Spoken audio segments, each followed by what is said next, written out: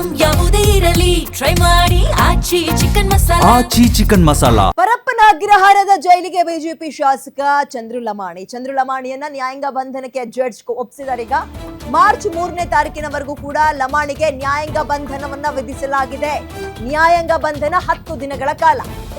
ಶಾಸಕರು ಸೇರಿ ಮೂವರಿಗೂ ಕೂಡ ಅಂದ್ರೆ ಅವರಿಬ್ಬರ PA ಇದ್ರಲ್ಲ, ಒಟ್ಟು ಅಷ್ಟು ಜನಕ್ಕೂ 3ನೇ ತಾರೀಕು ತನಕ ಅಂದ್ರೆ ಒಟ್ಟು ಇವತ್ತಿನಿಂದ ಸರಿಯಾಗಿ 10 ದಿನಗಳ ಕಾಲ ನ್ಯಾಯಾಂಗ ಬಂಧನಕ್ಕೆ ಒಪ್ಪಿಸಲಾಗಿದೆ.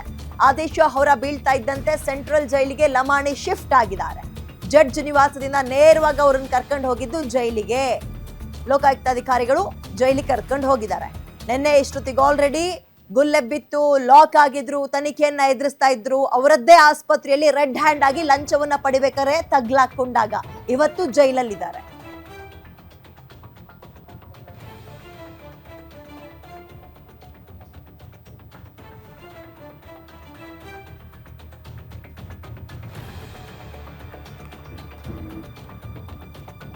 ಓಕೆ, ಮತ್ತಷ್ಟು ಮಾಹಿತಿ ನನ್ನ ಕಲಿಗೆ ಅಂಬರೀಶ್ ನೀಡ್ತಾರೆ. ಅಂಬರೀಶ್, ಯಾವಾಗ ರೆಡ್ ಹ್ಯಾಂಡ್ ಆಗಿ ತಗ್ಲಾಕೊಂಡ್ರು ಆವಾಗಲೇ ನಿರೀಕ್ಷೆಗಳಿತ್ತು ಕಸ್ಟಡಿ ಕೇಳೋಕ್ಕಿಂತ ನ್ಯಾಯಾಂಗ ಬಂಧನಕ್ಕೆ ಒಪ್ಪಿಸುವ ಸಾಧ್ಯತೆ ದಟ್ಟವಾಗಿದೆ ಅಂತ.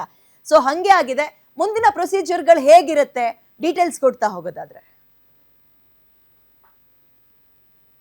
ಹೌದು ವಿದ್ಯಾ, ಏನು ಲಂಚವನ್ನ ಪಡೆಯುತ್ತಿದ್ದಾಗ ಏನು ಲೋಕಾಯುಕ್ತ ಬಲೆಗೆ ಬಿದ್ದಂತಹ ಏನು ಚಂದ್ರು ಲಂಬಾಣಿ ಏನಿದ್ದಾರೆ, ಇವತ್ತು ಪರಪ್ಪನ ಅಗ್ರಹಾರ ಜೈಲಿಗೆ ಏನು ಬಂದಿರುವಂತದ್ದು. ಏನು ಕಾಂಟ್ರಾಕ್ಟರ್ ಏನಿದ್ದಾನೆ ವಿಜಯ್ ಎಂಬಾತನ ಬಳಿ ಇವರು ಇನ್ನು ಲಂಚಕ್ಕೆ ಬೇಡಿಕೆ ಇಟ್ಟಿರ್ತಾರೆ. ಲಂಚವನ್ನು ಸ್ವೀಕರಿಸುವಂತಹ ಸಂದರ್ಭದಲ್ಲಿ ರೆಡ್ ಹ್ಯಾಂಡ್ ಆಗಿ ಸಿಕ್ಕಿ ಬಿದ್ದಿರ್ತಾರೆ.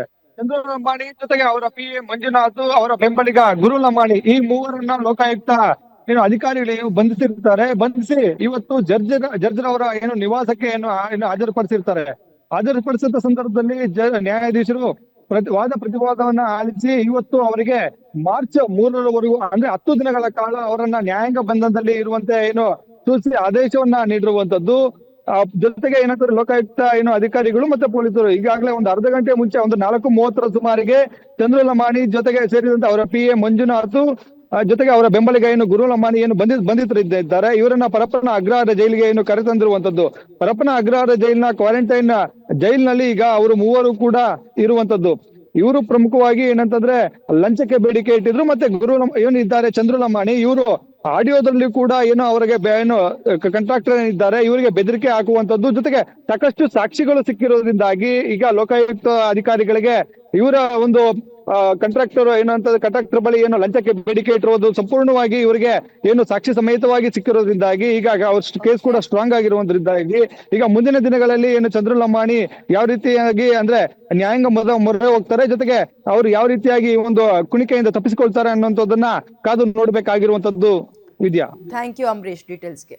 ನಿಮ್ಮೂರಿನಿಂದ ವಿಶ್ವ ಮಟ್ಟದವರೆಗೆ ರಾಜಕೀಯ, ಸಿನಿಮಾ, ಸ್ಪೋರ್ಟ್ಸ್ ಯಾವ ಸುದ್ದಿಯೂ ಮಿಸ್ ಆಗಲ್ಲ. ಬರೀ ಸುದ್ದಿಯಷ್ಟೇ ಅಲ್ಲ, ಜೊತೆಯಲ್ಲೇ ಇರುತ್ತೆ ವಿಶ್ಲೇಷಣೆ. ಗ್ಯಾರಂಟಿ ನ್ಯೂಸ್ ನ ಸಬ್ಸ್ಕ್ರೈಬ್ ಮಾಡಿ, ಫಾಲೋ ಮಾಡಿ, ಕ್ಷಣ ಕ್ಷಣದ ಅಪ್ಡೇಟ್ಸ್ ಪಡೆಯಿರಿ.